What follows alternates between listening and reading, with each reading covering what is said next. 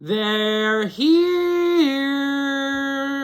1982 Poltergeist, story by Steven Spielberg, directed by Tobe Hooper, with a tomato meter of 87%, a popcorn meter of 79%, and a 7.3 on IMDb. This is a classic from the 80s that you should absolutely give a go.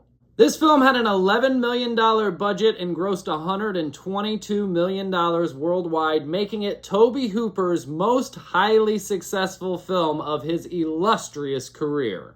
Tobe Hooper got the job to direct the film after Steven Spielberg watched one of my all-time favorite horror movies, The Texas Chainsaw Massacre.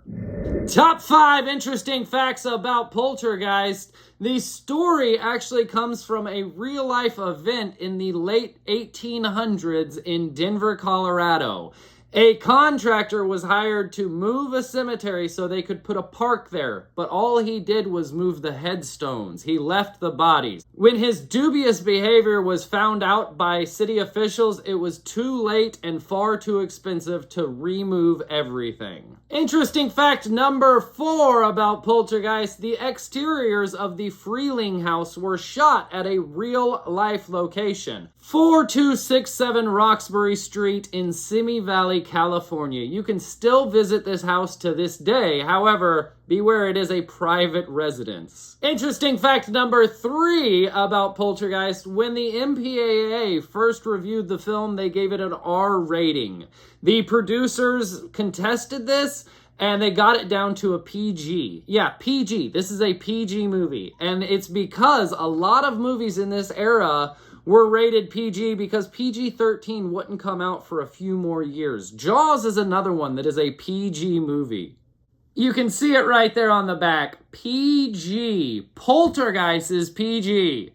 God, I love the 80s. They didn't give a shit what you showed your children. Interesting fact number 2, the scene where he's ripping his face off in the mirror is actually Steven Spielberg. A little uncredited role for him there. He's the guy that's ripping all of the prosthetics off the face. And interesting fact number 1 about Poltergeist: Steven Spielberg was not available to direct this film because he was directing E.T. The DGA, Directors Guild of America, had a rule that you couldn't direct 2 films in the same year. Both E.T. and Poltergeist were both released in June of 1982, although Poltergeist was re-released later that year to capture the Halloween audience as well. There was a rumor that abounded that Tobe Hooper was more of a figurehead and Steven Spielberg was actually directing this whole movie. And although he did direct some parts, which was common for producers to do back then, especially when your producer is Steven fucking Spielberg, this rumor started with a news reporter that was on set and interviewed Steven Spielberg, and he said,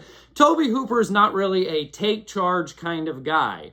Spielberg later redacted that statement, but the rumor persisted and grew so big that the DGA actually had to investigate if Steven Spielberg directed 2 movies in 1 year. After their investigation, they found no proving evidence that it was actually him that directed the entire film, so it all got washed out.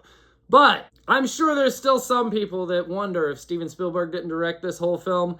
That mirror scene, that is all Tobe Hooper, buddy. That is not Spielberg-esque at all.